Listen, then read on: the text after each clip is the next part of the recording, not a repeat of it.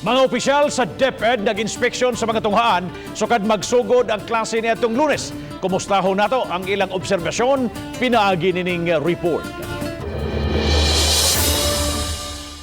Usa sa gibisita sa mga opisyal sa DepEd Regional Office ang eskwelahan sa elementarya ug high school sa Barangay Lahong. Gisusi nila ang proseso nga gipatuman sa tunghaan ining bag-ong normal sa sistema sa edukasyon. Gipaniguro sa principal sa Lahog Elementary School, Helen Iskutuning, nga napatuman nila ang safety ug health protocols.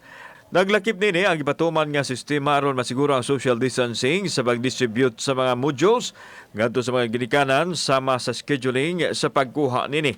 Ingon usab nini ang gipatuman sa Lahog High School. Aron dili pa gyud sila kanang magtapok gyud dire inig sulod, we schedule them 5 parents per hour.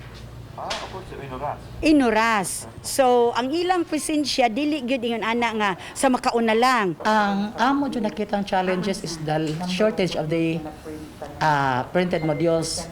Kay we base our number of copies based on the enrollment last month. But then there are students who just enrolled this week. Samtang inanay nang naka-adjust ang mga ginikanan nga maoy nagsakripisyo sa pagkuha sa mga modules. Gani abta namo kining usa ka inahan nga nagkuha og mga libro sa iyang mga anak. Mag-research yung kuan, computer, kay gahapon, cellphone, di dyan mada, di ka kuan.